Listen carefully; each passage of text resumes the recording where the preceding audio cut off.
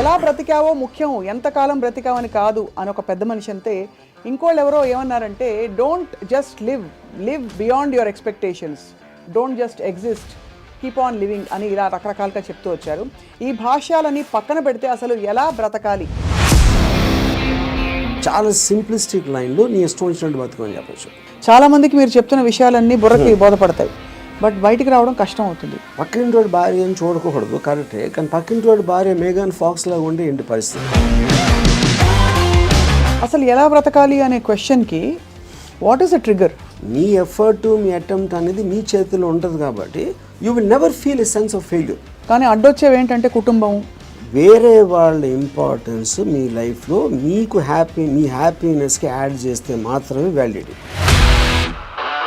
Suppose somebody derives real happiness or high in making another person happy, then what do? My happiness is coming out of someone which is my decision only, no? ఈ whole process లో biggest deterrents human relationships అంటారా, religion అంటారా? పాపం పుణ్యం అనేది they are going to be measured when you die. But అవతల వాళ్ళని వాడేసుకోవడం అనేది అది ఇంకొక ఎక్స్ట్రీమ్ కదా. All the time we are using people or anything we are also being used kada. Of course. వాళ్ళు ఎవరో ఏదో అనుకుంటారు అనే దానికోసం సాక్రిఫైస్ చేయటమా, ఎవడేమంటూ కేర్ చేయకుండా నా ఇష్టం నేను బతున్నా అనేది కరెక్టా? సపోజ్ మీరు ప్రేమించిన అమ్మాయి మిమ్మల్ని రివర్స్ ప్రేమించలేదు అనుకోండి, అప్పుడు ఏం చేస్తారు? My objective to keep on trying to achieve. మీరేమనుకుంటే ఒక మాట నచ్చారు, సైతానికి ఉండే లక్షణాలన్నీ మీలో ఉన్నాయి. సైతానికి ఎలా ఉంది అది? వాళ్ళు చేంజ్ అయిపోతే నాకు భయం వేస్తుంది ఫస్ట్, ఎందుకంటే నాకున్న ఫిలాసఫీ మొత్తం ఇష్కాయికి అయిపోతుంది అంతే.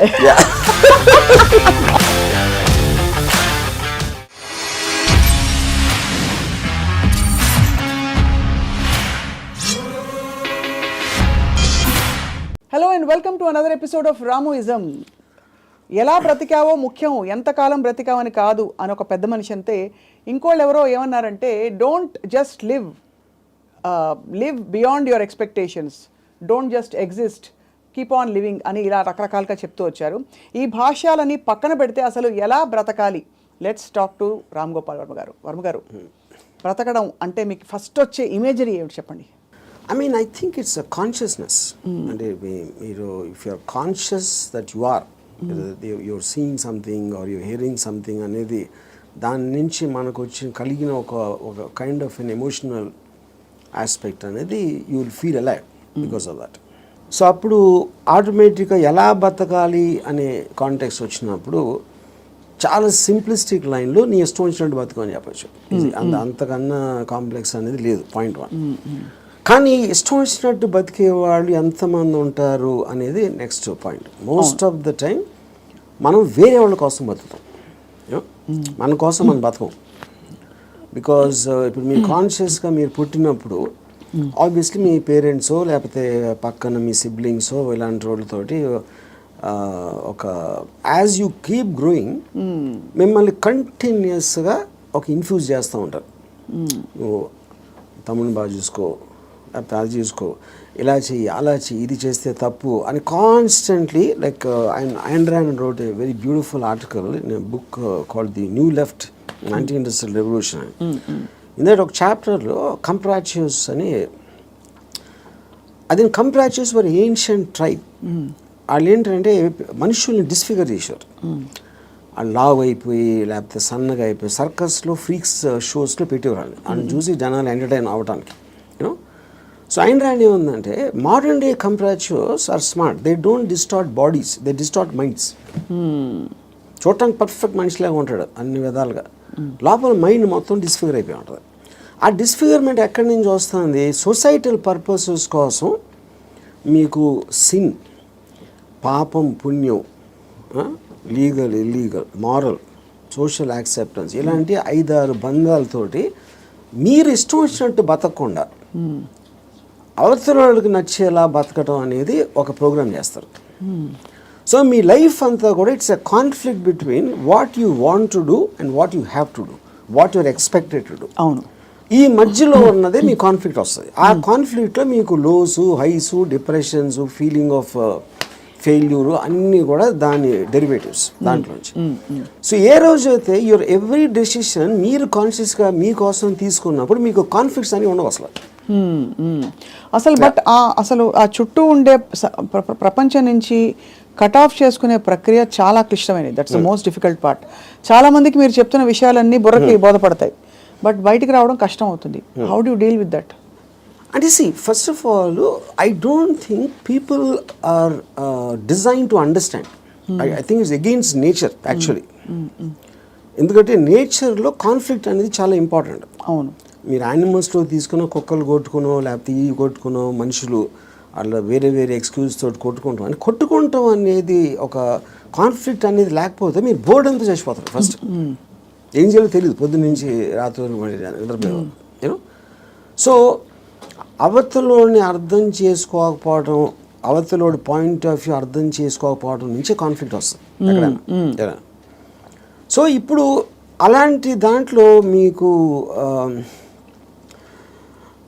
అది స్టడీ చేసి ఇప్పుడు నేను ఉన్నాను అనుకోండి, I never have a conflict with anyone. అది ఎందుకు? Because I believe each of us are born. మనం బార్న్ అయినప్పుడు ఒక బ్లాంక్ మైండ్తో పుట్టాం. నేను పుట్టిన సర్కమ్స్టాన్సెస్లో నా పేరెంట్స్, నా చుట్టూ ఉన్నోళ్ళు, నా ఎక్స్పీరియన్సెస్, నేను చదివిన బుక్స్ ఇవన్నీ కలిపి దాని రెసిడ్యూ నుంచి నా పర్సనల్ డెవలప్ అవుతుంది. That will be completely different with you. ఎందుకంటే మీరు పుట్టిన సర్కమ్స్టాన్స్, దాకా నేను చెప్పిన ఫ్యాక్టర్స్ అన్ని మీకు వేరు ఉంటాయి. అవును. Each and every person will have a different thing. అప్పుడు నన్ను మీరు అర్థం చేసుకోవాలని అనుకుంటాం. First of all that is a fundamental mistake.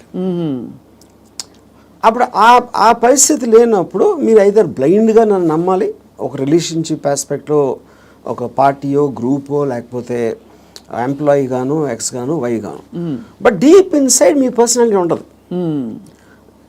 అది ఎంత స్ట్రాంగ్గా మీరు బయట పెట్టగలుగుతారు, దాస్తున్నారా లేకపోతే మీకు మీరే గిల్టీగా ఫీల్ అవుతున్నారా, ఏంటి ఇలాగా ఆలోచిస్తున్నాను అని. ఇప్పుడు for example 10 commandments one of the biggest commandment is thou shalt not covet thy neighbour's wife. అవును, కరెక్ట్. అంటే ఇప్పుడు అది రాసినప్పుడే ఇలాంటి బుద్ధులు ఉంటాయని వాళ్ళకి అర్థమైంది, ఎవరైతే రాశారో దేవుడా ఎవర్ ఇట్ ఈస్ యూనో. అప్పుడు నేనేమంటానంటే పక్కింటోడి భార్య అని చూడకూడదు, కరెక్టే, కానీ పక్కింటోడి భార్య మేఘన్ ఫాక్స్ లాగా ఉంటే ఏంటి పరిస్థితి? అప్పుడు చూడకూడదు అనేది కరెక్ట్, ఓకే ఫైన్. కానీ మనకున్న మైండే, మనకున్న బుద్ధో చూసేలా చేస్తుంది. అప్పుడు ఏంటి, మీరు సీక్రెట్గా చూస్తారు. సీక్రెట్గా చూస్తే ఓకేనా అంటే మరి that is again a huge other aspect. Similarly నేను ఒక షార్ట్ పని చేస్తున్నా, నా బాస్కి నాకన్నా మంచి లైఫ్ స్టైల్ ఉంది, ఆడ కారు ఉంది, నా దగ్గర లేదు, ఆడ దగ్గర ఏదో ఉంది. అప్పుడు నేను ఈయన కొట్టేసి తీసుకోవాలని నేను అనుకోవచ్చు కదా. But then I'm stop by my fear or the legal aspect, తర్వాత కాన్సిక్వెన్స్ అని కొంతమంది చేసేయచ్చు, which will become criminals in the view of society. So ఇప్పుడు గుడ్ బ్యాడ్ అనేది లేదు, పాపం పుణ్యం లేదు, ఇవన్నీ కూడా మనం పర్స్పెక్టివ్స్లో క్రియేట్ చేసుకునే అర్థమైన రోజు మీరు నిజంగా చాలా హ్యాపీగా అవుతుంది. That is what is called ఎలా బతకాలి అనేది అండర్స్టాండింగ్తో బతకాలి. Understanding of issues, understanding of conflicts, understanding of మీకున్న రిలేషన్షిప్స్. రైట్. అట్లా చాలాసార్లు ఏంటంటే సొల్యూషన్ కాకుండా they only want to talk about problems. Correct. ఎందుకంటే సొల్యూషన్ వచ్చేస్తే మళ్ళీ మీకు బరువు పడుతుంది. Then you look for another problem. Because ఆ ప్రాబ్లం లేనిదే మనకు బ్రతకడం చేత కదనా. అంతే. ఇప్పుడు ఉదాహరణకి నాకు పెళ్ళి అయినప్పుడు I basically was a Ilaiyaraaja fan. My wife use to like ghazals. మా ఇంట్లో ఒకే టైప్ పడుతుంది ఒక చిన్నది. ఇళయరాజా తనకేస్తుంది, నాకు గజల్ ఎలా కూడుతుంది. అప్పుడు నేనేం చేసేవాడిని, నేను రోడ్ మీదకి వెళ్ళి ఫుట్పాత్ మీద కూర్చుని వాక్మెన్ వినేవాడిని ఇళయరాజా సాంగ్స్. అది నా దృష్టిలో సొల్యూషన్. బట్ తన దృష్టిలో ఇట్ ఈస్ డిఫైన్. అంటే అప్పుడు తన టేస్ట్కి నన్ను కన్వర్ట్ అవ్వాలి అని అనుకోవడానికి, లేకపోతే నా టేస్ట్కి నువ్వు కన్వర్ట్ అవ్వాలి, అప్పుడే కాన్ఫ్లిక్ట్ వస్తుంది. మీరు అనుకోలేదు. అది కాకుండా నేను అనుకోలేదు. నేను ఎందుకంటే నేను ఎవరిని కూడా I will not ask them to change.